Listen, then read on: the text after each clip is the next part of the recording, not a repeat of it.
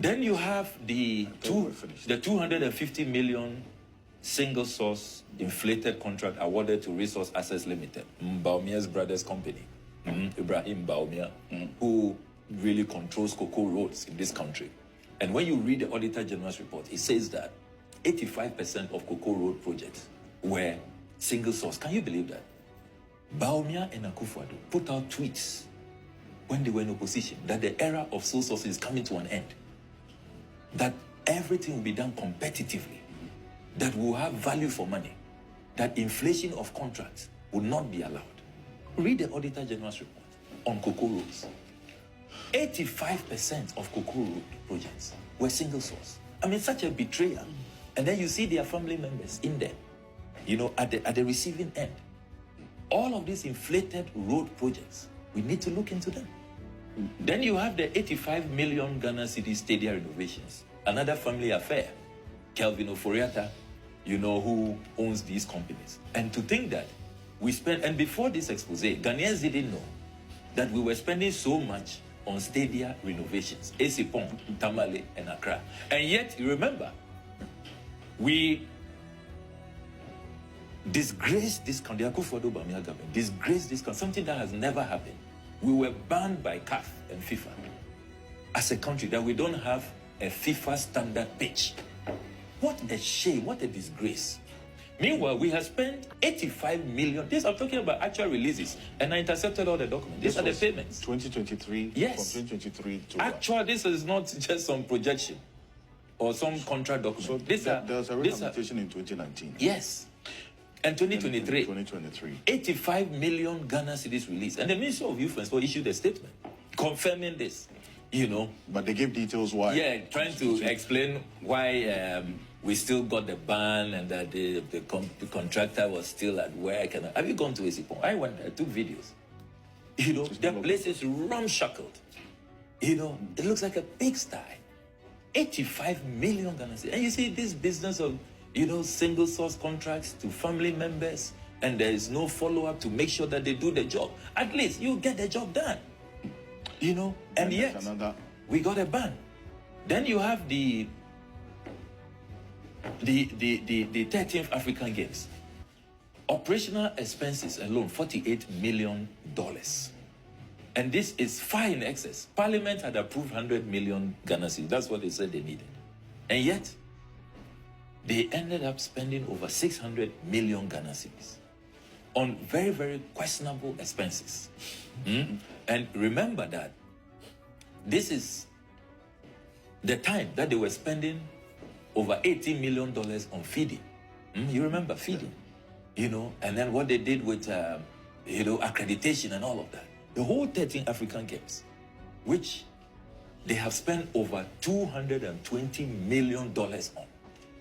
We need value for money. And this came before the Public Accounts Committee. And they made a mess of themselves. You follow the proceedings. Yeah, so we had to even set up a special committee to look into the 13th African Games. And do you know that as we speak, we have been demanding a full account, a breakdown. The outgoing sports minister has not provided that. Let's see. Then you have the almighty SML scam. Over $3 billion. You know, Manasseh Azuri did a great job here. You know, they were annually raking in over $100 million. And the KPMG report has vindicated Manasseh Azuri Awuni. And remember that they were refusing to publish the KPMG report. So, under these people's tenure, I mean, it was like there was an organized cabal that just set out to loot, to make sure that the Ghanaian people's resources are taken by a few. And that is why there was so much suffering, so much pain. You know, so when I heard Honorable Sefo earlier saying, oh, they did so much for Ghana, really, you know, the resources that came in, look at where you took our public debt to, from 122 billion to over 750 billion. What do you have to show for it? Should Ghanaians be suffering this way? And it is because of this, because of the siphoning. Then don't forget there is also the illegal printing. That happened at the Bank of Ghana. Over 80 billion Ghana cedis The Bank of Ghana is saying, oh, we were in crisis, and so they had to. Yes. But our laws are very clear. Illegal. Our laws are very, very clear. You cannot print in excess of 5% of the previous year's revenue. The law is very, very clear. Well, so they indicated they had to do that to save the economy. Save the economy. Impact Why of the didn't they? DDEP. Why don't you come to Parliament? Why are you not transparent? Why should we discover this? Why do you do this in contravention of the law? So this would have been subject to parliamentary approval. Yes, Okay. and even that, with the parliamentary approval, there are limits under the law. They didn't do that. Over 80 billion. Imagine what 80 billion Ghana cedis can do. Just look at the figures, not million. 80 billion. So those who are going to say, oh, all right, it's just a witch hunting, it's not necessary and all of that. I mean, have they looked at the figures? Do they remember the cases? Over 80 billion. Then you have the West Blue scandal. They said West Blue was inflated under President Mahama. You know, it should not even have been entered into. And the likes of Gabi Ochidakun were very loud in opposition. They win power, and now they become the lawyers of West Blue and say that, and they say that what they said, the contract they said was inflated. And that President Mahama had engaged in cronyism.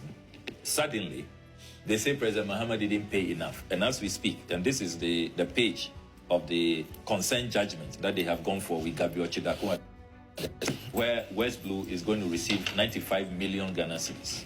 And they are going to be paid them in 3 tranches. 35 million by 25th July 2024. Sorry. And then you have another 35 million by 25th August 2024. Then 25 million but we have to say that these monies have been paid already. It appears so, but we made clear in Parliament. We told the GRA Commissioner General not to pay. That we don't see a justification for this, particularly as the Attorney General did not put in any we'll have to defense. check whether those payments have Exactly. been made contrary to the position that Exactly. in Parliament. Ben. Yes, exactly. Are we going to finish? Then you have the $12 million Ejapa. We thought that we had stopped Ejapa. You know that really scandalous transaction, which was really going to just collateralize our royalties, and the lack of transparency using tax havens and all of that. We didn't know the signatories to the accounts. We thought we had stopped it with civil society support, only for it to emerge that apparently $12 million has been spent on so-called preparatory works. We have to pursue that $12 million and know where it is. Then remember the PDS scandal, where over $190 million was lost. Then there's also over 1 billion revenues that PDS collected, which they have not declared.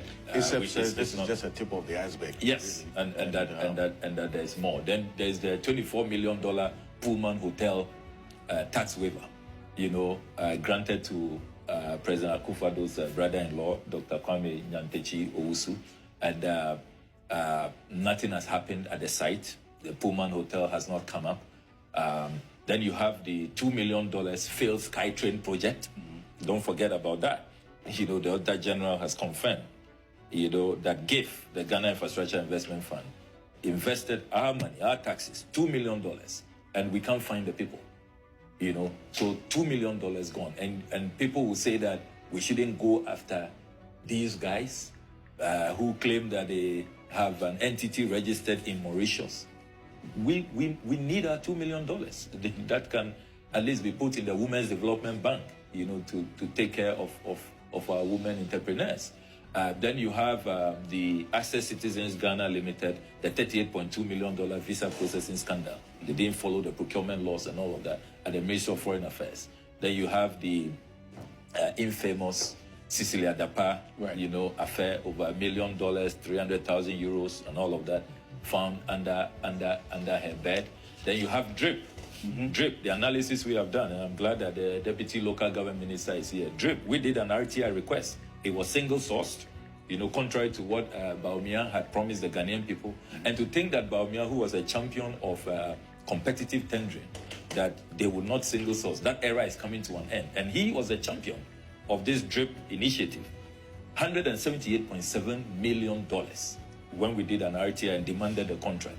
And we then decided to write to the contractors, Lingwon, to ask the prices if we were buying it on the open market, how much it would cost. We discovered that this drip intervention has been inflated by over $102 million. And we have served notice that we are not going to pay this. You know, what they did was to just pay about 15%, and they've kicked the can, expecting us to pay the rest. We are not going to pay this because the work we have done. Equipments have been delivered, so then but you're not going to... We are not going to be party to that. Then you have the Boankra Inland Port, another $33.3 million scandal. They decided to totally, you know, do what was not approved by Parliament. They threw away the parliamentary approval, you know, awarded the contract to their cronies, and that has become a matter of judgment there. Then you remember the Moshosho rice scandal, wickedly rebagging, you know, contaminated, weevil-infested rice, rebagging it, a criminal enterprise in a government facility. And even the fines that the company was supposed to pay, they haven't paid fully. So laments will be pursued, apart from their criminal action with those in government at the NAFCO, you know, the board and the management of NAFCO, the Free SHS Secretariat. We have to go after them. Then the National Service ghost name scandal, over $4.5 billion, the work that the Fourth Estate has done. And let me place on record that yesterday, the Fourth Estate came to present, you know, a dossier of all the work, and you should see it's shocking. Look, some of the pictures, the IDs in the database, they just went on the internet and picked the pictures. Kenyans, you see, well, because now the technology exists. So so you see Kenyans, South Africans, people from the DRC, and just created, you know, fake IDs for them, and they are being paid every month. As national service. Yeah. And when you look at the database, there are people who are in their 90s. 90-year-olds, born 1931, 1943, you know, who are doing national service. And they are paying them. Incredible. Oh yes. You're serious about this? We'll show you the evidence. Yeah, I mean, it's shocking. Look, you've seen the photos when people are wondering, why was the COP Kofi Boakye so angry? You know, let him smile small. You can't smile. People were saying Kpebu was so angry. Look, you will just be outraged, and you will be devastated when you see the evidence and the things that these people, you know, have done. Then you remember the 2.6 billion dubious duplicative digitalization deals. We have been asking the Health Insurance Authority and the Health Ministry to give us in Parliament an audit that we instructed to be done on these IT projects. Up to now, they have not been able to produce it. Over 2.6 billion on just duplication, you know, and no wonder they were embarrassed with that e-gate scandal, you know. So you have the the next one, the $36 million COVID-19 Smart Workplace Project. $36 million. You know, the Auditor General says that nothing happened. This is another Nigerian, Philip Olaya, his companies. He's totally controlling the communication sector. They said during COVID-19, they were going to do smart workplace so that public sector workers can work from home. The Auditor General discovered that nothing was done, and yet payments have been made. And you know, they paid him, gave him the money, which was clearly a freebie, without even going to the PPA.